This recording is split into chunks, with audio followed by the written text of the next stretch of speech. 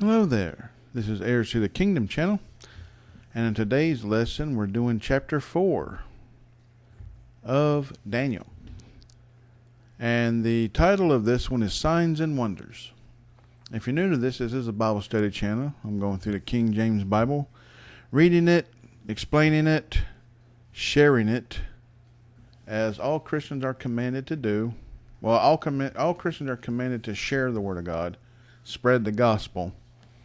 I don't think all are called to teach or to do Bible studies and stuff.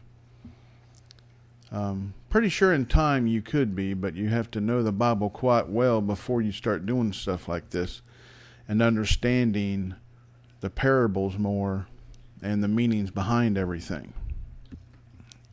But if you are new to this is a Bible study channel going through the King James, like I already said, and I do recommend starting off in Genesis chapter 1 and getting caught up.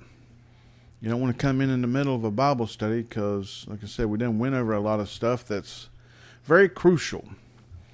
These stories here, these are very crucial as well, especially the book of Daniel. A lot of Ezekiel was just primarily for the Israelites, information for them at their time.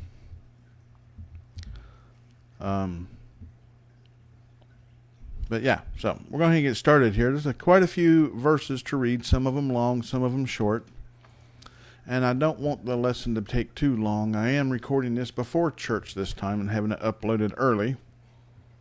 I've noticed that my BitChute crowd is falling off a little bit of doing the videos a little bit later.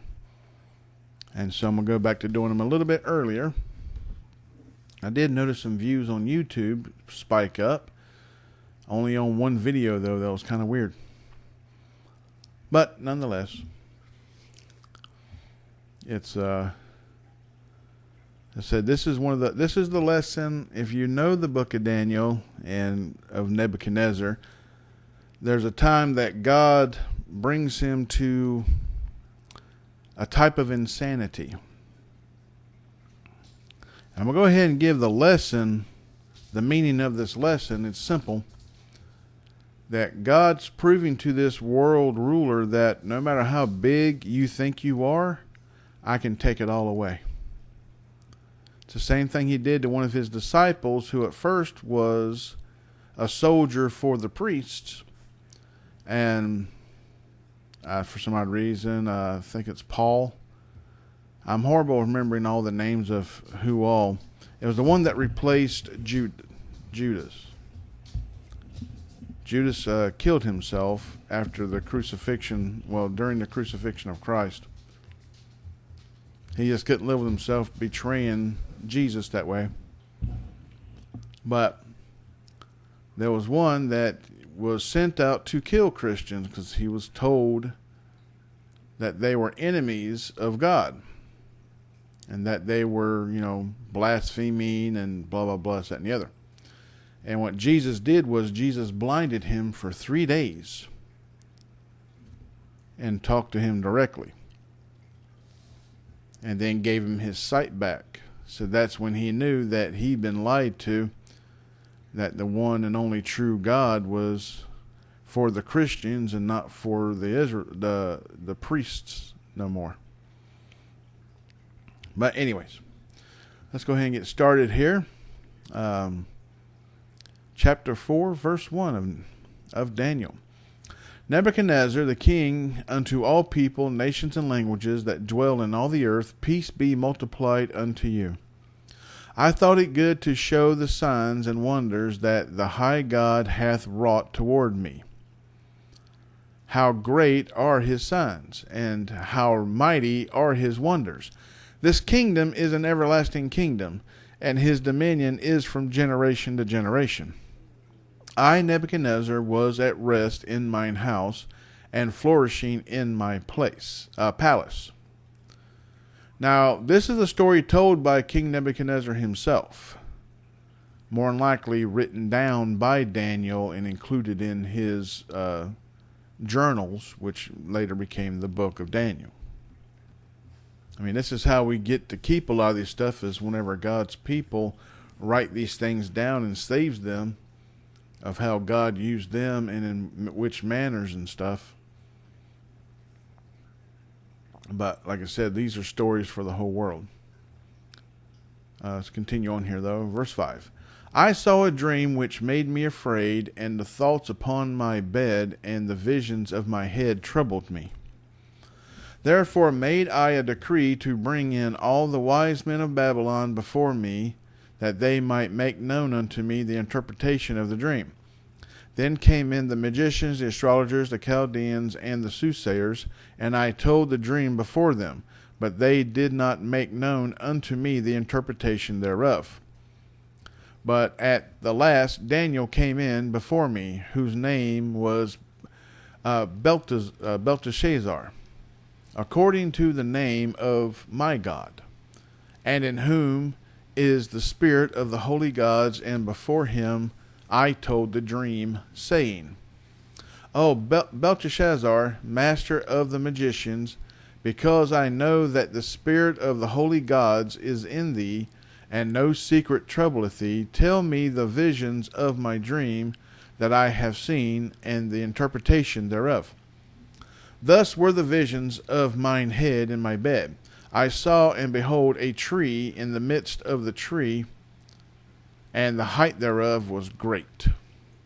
The tree grew and was strong, and the height thereof reached unto heaven, and the sight thereof to the end of all the earth. The leaves thereof were fair, and the fruit thereof much, and in it was meat for all. The beasts of the field had shadow under it, and the fowls of the heaven dwelt in the boughs thereof, and all flesh was fed of it. I saw in the visions of my head upon my bed, and behold, a watcher, and an holy one came down from heaven.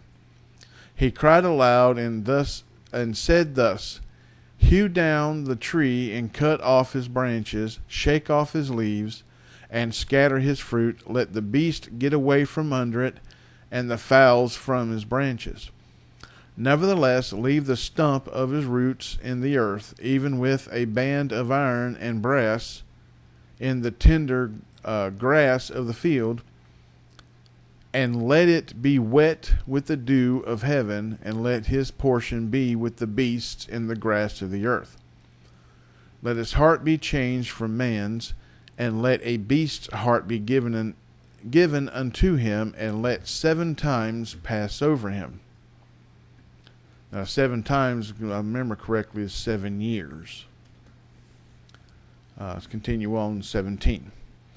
This matter is by the decree of the watchers, and the demand by the word of the holy ones, to the intent that the living may know that the Most High ruleth in the kingdom of men, and giveth it to whomsoever he will, and setteth up over it the basest of men. This dream I, King Nebuchadnezzar, have seen. Now thou, O Belteshazzar, declare the interpretation thereof, forasmuch as all the wise men of my kingdom are not able to make known unto me the interpretation, but thou art able, for the spirit of the holy gods is in thee. Then Daniel, whose name was Belteshazzar, was astonished for 1 hour, and his thoughts troubled him. The king spake and said, Belteshazzar, let not the dream or the interpretation thereof trouble thee. Belteshazzar answered and said, My lord, the dream be to them that hate thee, and the interpretation thereof to thine enemies. The tree that thou sawest, which grew and was strong, whose height reached unto the heaven, and the sight thereof to all the earth, whose leaves were fair, and the fruit thereof much, and in it was meat for all, under which the beasts of the field dwelt, and upon whose branches the fowls of the heaven had their habitation. It is thou, O king, that art grown and become strong, for thy greatness is grown and reacheth unto heaven, and thy dominion to the end of the earth. And whereas the king saw a watcher and an holy one coming down from heaven, and saying, hew the tree down and destroy it, yet leave the stump of the roots thereof in the earth, even with a band of iron and brass, in the tender grass of the field, and let it be wet with the dew of heaven, and let his portion be with the beasts of the field, till 7 times pass over him. This is the interpretation, O king, and this is the decree of the Most High, which is come upon my lord the king, that they shall drive thee from men, and thy dwelling shall be with the beasts of the field, and they shall make thee to eat grass as oxen, and they shall wet thee with the dew of heaven, and 7 times shall pass over thee, till thou know that the Most High ruleth in the kingdom of men, and giveth it to whomsoever he will. And whereas they commanded to leave the stump of the tree roots, thy kingdom shall be sure unto thee. After that thou shalt have known that the heavens do rule. Wherefore, O king, let my counsel be acceptable unto thee, and break off thy sins by righteousness, and thine iniquities by showing mercy to the poor, if it may be a lengthening of thy tranquility. All this came upon the king Nebuchadnezzar. At the end of 12 months he walked in the palace of the kingdom of Babylon. Okay, so the 7 times Passover. Okay, so it wasn't 7 years. I'm sorry. That part is a little confusing sometimes. I think it might be the full moons. I think in 12 months you have 7 full moons. Something of that nature. But of course here it already tells us 12 months. And so let's read to 29 again and continue on here. At the end of 12 months he walked in the palace of the kingdom of Babylon. The king spake and said, Is not this great Babylon that I have built for the house of the kingdom by the might of my power and for the honor of my majesty? While the word was in the king's mouth, there fell a voice from heaven, saying, O King Nebuchadnezzar, to thee it is spoken, the kingdom is departed from thee, and they shall drive thee from men, and thy dwelling shall be with the beasts of the field. They shall make thee to eat grass as oxen, and 7 times shall pass over thee, until thou know that the Most High ruleth in the kingdom of men, and giveth it to whomsoever he will. Okay, so maybe I was already mistaken about the 12 months. It hasn't happened yet. Within 12 months it happened. I don't know, the 7 times, I can't remember if it's 7 full moons or 7 years. I don't think it really ever says. Let's continue on. The same hour was the thing fulfilled upon Nebuchadnezzar, and he was driven from men, and did eat grass as oxen, and his body was wet with the dew of heaven, till his hairs were grown like eagle's feathers, and his nails like bird's claws. Yeah, I think it might, I don't know how long it'll take for that to happen. Probably quite some time. Continue on here at 34. And at the end of the days, I, Nebuchadnezzar, lifted up mine eyes unto heaven, and mine understanding returned unto me. And I blessed the Most High, and I praised and honored him that liveth forever, whose dominion is an everlasting dominion, and his kingdom is from generation to generation. And all the inhabitants of the earth are reputed as nothing, and he doeth according to his will in the army of heaven, and among the inhabitants of the earth, and none can stay his hand, or say unto him, What doest thou?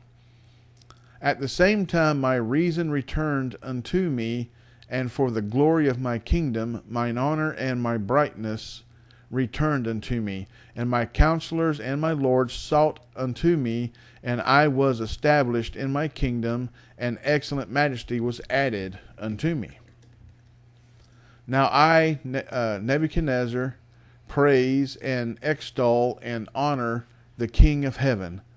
all whose works are truth, and his ways judgment. And those that walk in pride he is able to abase. And here we see the picture of the statue of Nebuchadnezzar. Now, Nebuchadnezzar was given a great thing to be the leader of the world. All the people currently at the time in all the civilized areas was under his rule. Their safety, their prosperity, justice, and everything else in between was all on him. But then he got prideful and had a statue made of himself, wanting everybody to worship him. God is a jealous God. He does not share power in that. He's like, so he reminded him with this that he says, hey, I gave you this, I can take it away. And says, so I'm going to teach you a little lesson. I'm going to spank you a little bit. And, then put you back in position so that you can be my mouthpiece instead of a mouthpiece for yourself. I really wish they would have reminded me what that 7 times Passover meant. As I said, it was like, I don't know if it's 7 years, 7 full moons. It never did say. But he did have 12 months to get his affairs in order before this was to happen, before it did happen. So someone would have to be appointed in charge and everything else, while he was pretty much made to live, like an animal. That's what he was brought down to. Temporary insanity, as it would be called today. But yeah. Pride is a sin. Being prideful, full of vanity, these are sins. God doesn't like it when you are doing these things where you think that you're all that. When you think that your job can't run without you there, or your house doesn't function without you, trust me, you're replaceable. Everybody is. It may be a little hard time, if you pass away or something like that abruptly. It may take a little bit to replace you or to move on, but trust me, it still happens. No one is irreplaceable. That's just the way it is. Life goes on regardless. So don't think of yourself as all this or that. Keep yourself humbled as Christ wants you to be. Meek and humble. We're commanded to be that way. We're not to worry about what people think of us when we pass on, or anything else. Well, how will this go on? Or how will that go on? You're not to worry about a legacy, because you're to build rewards in heaven, because Christians don't die. We just pass through the door and move on to the next step. But we have to exit this world to go into the next world. But you want to be on the right side of God's wrath, not on the wrong side. Because the wrong side, you pass through the door and you wake up on fire. You're in hell. You don't want that. You want to open your eyes after you pass away, boom, and say, hey, I know you all. My family before me. Hey, I remember you. There's a pastor, I knew before. Oh, there's my grandmother. There's my grandparents. Or, oh, hey, you, and, stuff like that. You're going to wake up being around loved ones that were ready to meet the Lord before you, that have already passed on. And it's like, so you just going from this place to home to be with the Lord. And that's what you worry about building rewards for. Nothing here, because nothing here is going to stand. A lot of people always worry about, there's nothing wrong with leaving an inheritance for your children, stuff like that, to help them out and get their life started a little easier.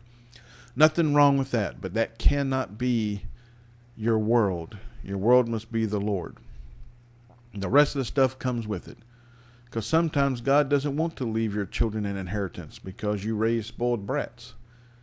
And so they got to be dropped on their keister a few times, and they got to pick themselves back up so they quit being spoiled brats. It happens to a lot of people. They want to do better for their kids, and they go the wrong way about it, and they forget about the discipline part because they might have been over-disciplined or something. And he says, well, I'm not going to spank my children at all because I don't think it's right. And next thing you know, you end up with spoiled brats. You don't want that either. Spare the rod, spoil the child. Scripture says so. Anyways, hope you enjoyed today's reading. Hope you enjoyed the lessons from the Lord. That no matter how big you think you are, God can knock you down a few notches. And this is why a lot of times life is so complicated, is to keep us humbled. I complain about it too. I don't like it. But it does keep me humble. It reminds me of who I am and where I am, where I'm at on this, this tree of whatever else is out there, this tree of Christianity or tree of the world or anything else. Where am I on this? I'm just a speck out there. I'm nothing special. No one is. The only one that's special is Christ. That's who we serve. He thinks we're special. But in reality, we're not. We're nothing special. We're just His adopted children, and He loves us. Whether we deserve it or not, He still loves us. That's why we give Him the glory and give Him the praise. So, remember to pray. If you're going to church tonight, this is Wednesday, the 28th. If you are going to church tonight, I hope you have a good time at church. I hope you have a good lesson. And Wednesday nights at my church is Bible study night. We have our, normal messages and stuff from the preacher. Then we actually have our deacon, a friend of mine. He's ex-military too. He's a teacher. He's in the 70s. He's a teacher of study lessons. Pretty much what I'm doing here, that's what he does, but we only do it at church one day a week, and we don't even get a whole chapter in most of the time. We just get a few verses in. And it's like, that way, one day a week, there's 52 weeks a year, you only get a few verses in, maybe a chapter each time. Can you imagine only going 52 chapters in a year? You don't learn too much that way. But that's why I do it daily, or try to. So far, everything has come according to plan, that I have not had to skip a day yet. Nothing, no major emergencies or anything has happened. No major calamities. I did have that little scare whenever I was switching all my computer components and up going from Windows 10 to Windows 11. I thought, well, if it doesn't load up or this, that, and the other, I have an issue. Now I got to order parts or something like that. And can I put the old stuff back together and blah, blah, blah, But everything went flawlessly that time. And I'm pretty good at building computers and setting them up and stuff like that. God's given me many talents. But there's always that, like, what if this happens and then I can't go back? My old hardware won't run Windows 11. How do you revert it back? A lot of times when you do the update, you can't really undo it. Even though it says you have an option to, it doesn't really do it. I've tried it before to go back to Windows 7. It's like, no, it wouldn't let me. I'm like, dadgummit. So, yeah, you do that restore back. Yeah, it doesn't work all the time. Not when Windows wants you to go forward. So, anyways, remember to pray. Hope you have fun at church tonight if you're going. If not, I hope you enjoyed this lesson that I do it every day. If you are kind of new to this and says, well, I don't have a church to go to, or this, that, and the other, I don't really know the Bible well, then hey, go, instead of going to, if you don't have a church to go to tonight, go to Genesis chapter 1 of my channel and start watching. Share these videos. Share my channel with others. Spread the word.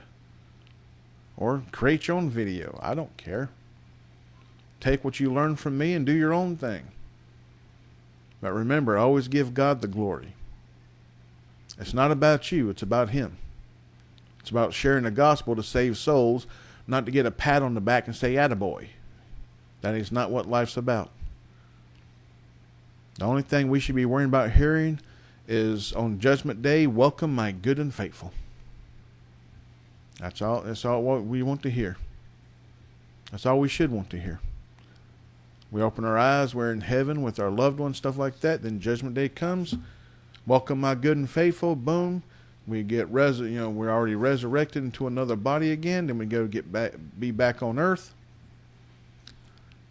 And access to the tree of life, living under the great mountain that we already talked about in the last lesson, when it says the mountain was carved out by no man's hands. It was God carved out a mountain and destroyed all the world kingdoms, and his mountain was left.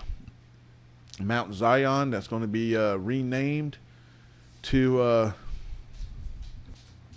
Bellawood. Maybe, I don't know if I say the name right or not. Possibly didn't say the name right. I'm horrible with names. I get a lot of them right sometimes, but sometimes I don't. So don't hunt me down and beat me up too much about that. My dyslexia messes with me a lot. Names are one of my major ones. But yeah, Mount Zion area is going to be the new kingdom. It's going to be renamed Bellawood, if I remember. I hope I got the name right. Anyway, it gets renamed. We done went through that too. But yeah, we got to pray for ourselves, that we stay on the right path and that we're on the right path to begin with. I always pray about that.